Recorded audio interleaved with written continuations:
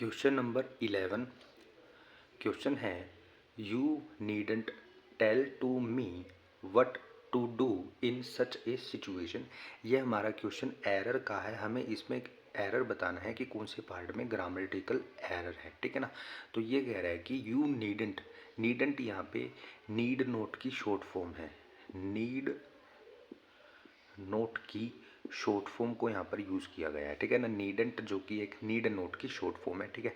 तो ये you needn't यानी कि तुम्हें ज़रूरत नहीं है टेल बताने की, टू मी मुझे, व्हाट क्या, टू डू करना चाहिए, इन सच ए सिचुएशन इस तरह की सिचुएशन में क्या करना चाहिए, ये तुम्हें मुझे बताने की ज़रूरत नहीं है, ठीक है ना। अब यहाँ पर देखिए फ्रेंड्स, नीडंट जो है नीड नोट की शॉर्ट फॉर्म का यहाँ पर यूज़ किया गया है, ठीक है।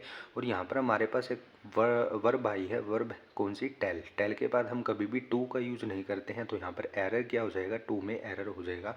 टेल के बाद हम कभी भी टू का यूज़ नहीं करते हैं। टेल के बाद सब्जेक्ट आता है, यानी कि एक नाउन आता है।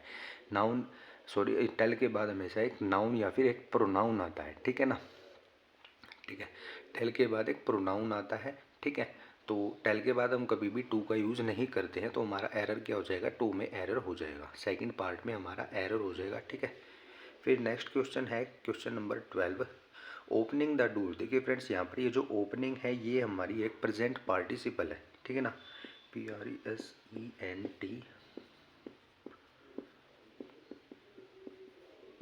Present participle. ओपनिंग यहाँ पर प्रेजेंट पार्टिसिपल है, जो कि यहाँ पर एक एडजेक्टिव का भी काम करती है, क्योंकि आगे नाउन है, ठीक है ना। ये नाउन को रिप्रेजेंट कर दिया कि ओपनिंग द डोर, डोर का ओपनिंग होना, ऑफ द केज, केज के, ठीक है ना। केज के डोर का ओपनिंग होने का अर्थ है, यहाँ पर मीन्स आया हुआ है। मीन्स का क्या मीनिंग होता है? मीन्स का मीनिंग होता है मतलब, ठीक है, या फिर अर्थ, ठीक है। तो ओपनिंग द डोर, डोर का ओपन होना, ऑफ द केज, केज के, मीन्स मतलब है फ्री, यानी कि फ्री यानी कि छूट जाना, यानी कि आज़ाद हो जाना, ठीक है।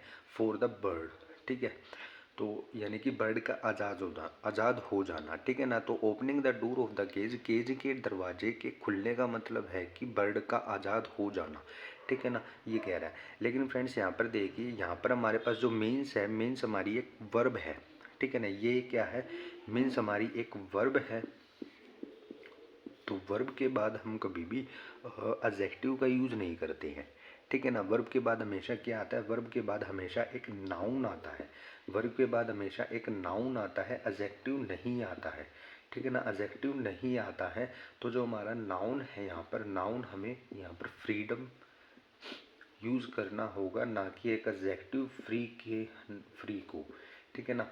हमें यहाँ पर नाउन फ्रीडम का यूज़ करना होगा, ना कि फ्री जो कि एक एडजेक्टिव है उसको हमें यहाँ पर यूज़ करना होगा, क्योंकि यहाँ पर हमारे पास वर्ब है। वर्ब के बाद हमेशा एक नाउन का यूज़ होता है, एक ऑब्जेक्ट या फिर एक हम कह सकते हैं एक सब्जेक्ट का यूज़ होता है, ठीक है ना। तो यहाँ पर हमें फ्रीडम की जगह पर यहाँ पे हमें नाउन, जो कि फ्रीडम हमारा नाउन है, उसको हमें यहाँ पर यूज़ करना होगा।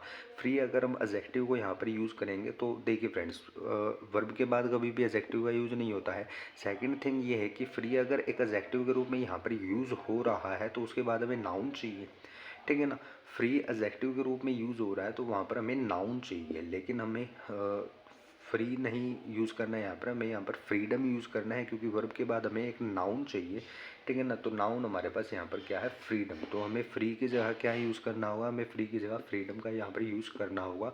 तो हमारा राइट आंसर क्या हो जाएगा? थ्री पार्ट में हमारा राइट आंसर हो जाएगा कि फ्री की जगह हमें फ्रीडम का यहाँ पर यूज़ करना है, ठीक है ना।